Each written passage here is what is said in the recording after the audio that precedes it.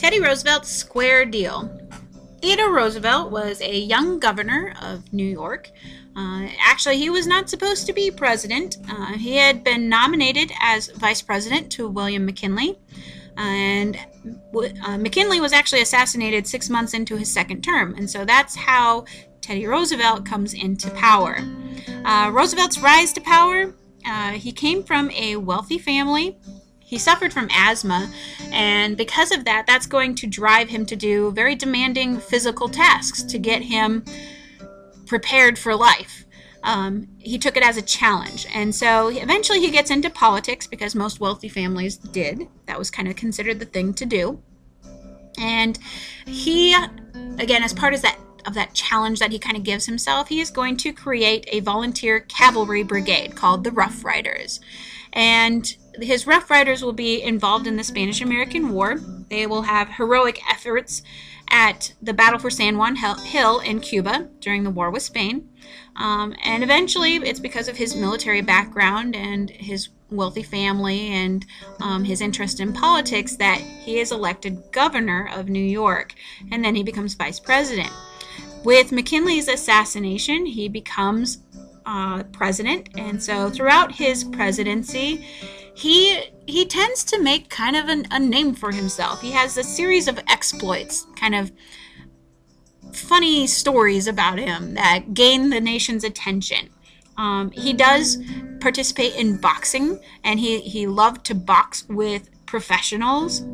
Again, part of that challenging himself. He will be the first to gallop 100 miles on horseback, first president, and that was considered kind of a reckless, sort of endangering sort of thing, because he could have died. But he's probably most famous because he liked to hunt, and he is going to spare a bear cub, and that's what's going to give rise to the teddy bear. That he saved this little bear cub, and so the teddy bear is going to become kind of a national phenomenon as a result. But Roosevelt himself was a very dynamic personality. People either loved him or hated him. Most people didn't have kind of a wishy-washy, like, oh, he's okay, but, sort of thing. They either really liked him or they really hated him. And he's very, very popular with the people. He thought that the government should take over any time that the states proved to be incapable of dealing with problems. And so he is very much a proponent of a very strong national government, one that steps in when needed. So, like I said, he's got a very strong personality, and he tended to use what's called the bully pulpit. He's going to influence media and shape legislation through the media, that he kind of pounds things home. That, let me back up a little bit. A bully pulpit, a pulpit is where a religious figure preaches from, and so he's going to use the media as his method of preaching to the people or preaching to Congress, and he does it kind of as a bully, that you need to do this or kind of thing. So that's why it's called the bully pulpit. But he does influence the media that way, and he also is going to help to shape some of the legislation that comes out of Congress. Teddy Roosevelt, when he is president, he has this agenda called the Square Deal, and he is going to introduce various progressive reforms throughout his administration. And progressive were ones that are trying to change America, make it better.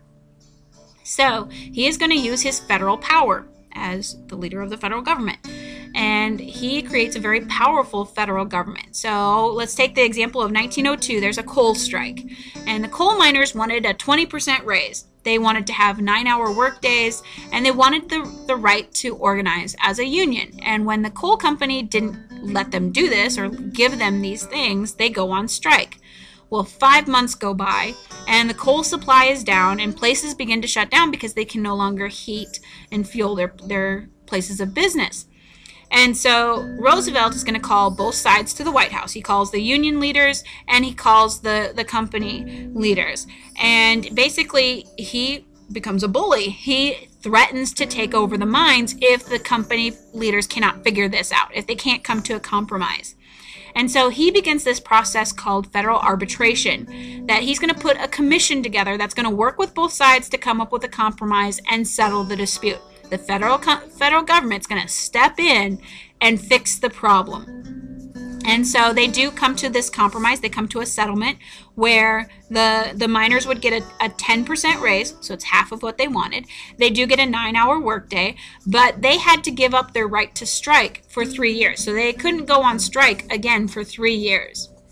So Roosevelt really introduces this new policy, or this new principle, that if a strike threatens the public welfare, then the federal government can step in and fix the problem.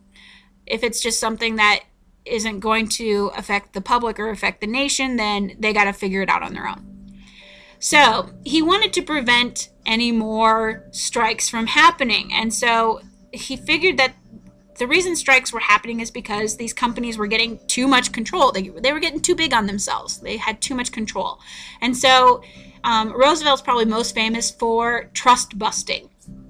Now, trusts were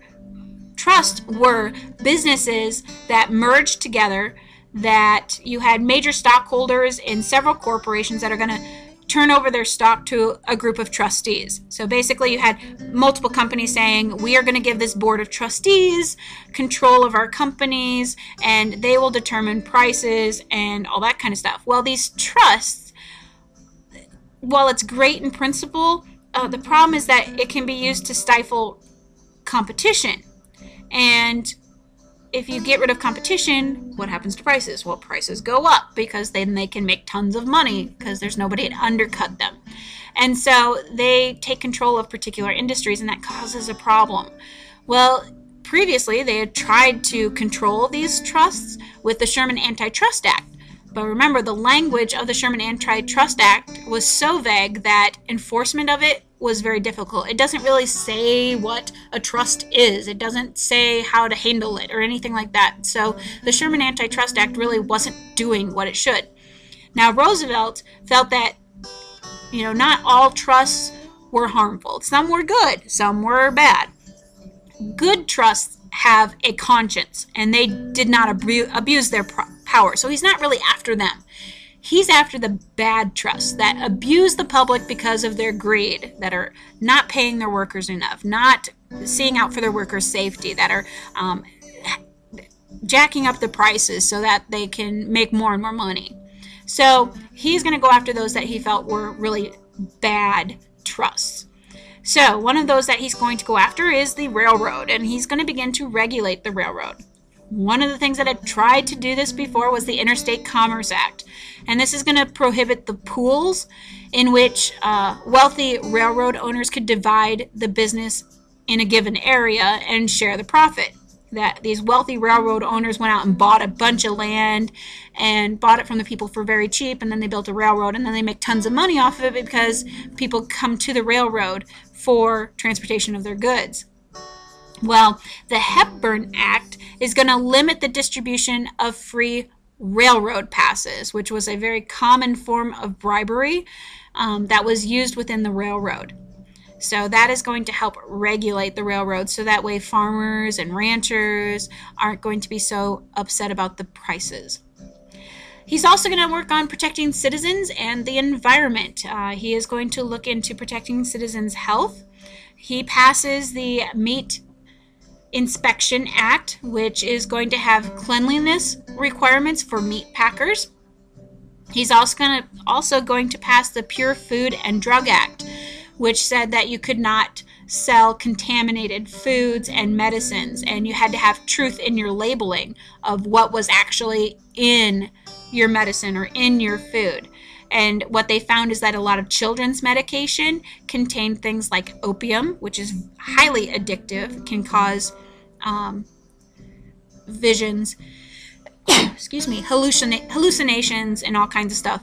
A lot of it also contained cocaine and alcohol, high levels of alcohol. So children's medicine, not always the most reliable, not always really doing a good job of protecting children. He also works towards conservation of the environment. He is going to look at how the environment had been treated by pioneers, and a lot of pioneers had leveled down forests to clear farming area, and they plowed up the prairies to get more farmland. Coal companies had these spoil dumps where the rocks that they weren't using, that they got with the coal, are now dumped, and cause problems. Lumber companies didn't always replant trees, and so they're deforesting without replenishing, and that's causing a problem for flood controls. Cities were getting rid of untreated sewage and industrial waste, and so Roosevelt's going to establish national parks. He's a big proponent of national parks to preserve some of these areas. And one of those that he is going to establish is the Yosemite National Park. And that's going to set aside 148 million acres of forest preserves. He also establishes the U.S. Forest Service, and that's going to be headed up by Gifford Pinchot, who was a professional conservationist, so he knew his job. But it starts this movement of conservation, of protecting some areas while developing others. So picking and choosing what would be the best areas to develop, and then preserving some so that not all of it disappears. Roosevelt and civil rights. He was not a supporter of civil rights by any means. He did support individual African Americans, like Booker T. Washington and W.E.B. Du Bois were often visitors at the White House, but he is not a proponent of civil rights nationwide. He felt that there were certain individuals who deserved it, but not everybody. And so the NAACP, which is the National Association for the Advancement of Colored People, is going to start during the Roosevelt administration because they felt that these issues needed to be addressed. It was founded in 1914, and its goal was to get full equality among the races. Full equality in voting and in hiring practices, reducing discrimination, all kinds of stuff. After Roosevelt, we get President Taft, and we will see a continuation of progressivism under Taft. Taft becomes president. He had actually been chosen by Roosevelt to run. Teddy Roosevelt did not want to run for a third term. He didn't want to break the no third term tradition. So he had chosen Taft. He endorses Taft to be the next president. And Taft was going up against William Jennings Bryan, who was a Democrat. Now, Taft is very cautious as a president. He's not quite as gung-ho as Teddy Roosevelt. And he's mostly supported because of his connection to Teddy Roosevelt. So that's why people vote for him, which is kind of a sad thing. But we're going to see some problems occur during Taft's presidency. And the first one, he had made a campaign promise to lower tariffs. And tariffs are taxes on exports, or taxes on imports, sorry. And so during his campaign, he promises to get rid of some of them to lower these tariffs, but instead he signs the Payne-Aldrich tariff, which is going to create more tariffs. So he doesn't quite follow through on his promises. Also, kind of Teddy Roosevelt's pet project, which was conservation, Taft is going to take some land off the reserved or the conservation list. So he's like, we don't need to save this land. So kind of going after Roosevelt's ideas. So as a result, in the next election, the Republican Party is going to split because they don't like what Taft was doing. So there's a lot of problems in the party. You had the progressives, who were very much a part of what Roosevelt's Republican Party, and you had the conservatives, who were behind Taft. And because of these problems, Roosevelt makes the decision, Teddy Roosevelt's going to make the decision to run for a third term. And he's going to create the Progressive Party because he doesn't get the Republican nomination. And so he creates his own party. He says, well, enough with you guys. You can have your own, Republican candidate, but I'm going to run under my own ticket. And this Progressive Party is going to become known as the Bull Moose Party because he's kind of like a bull moose. He's very stubborn.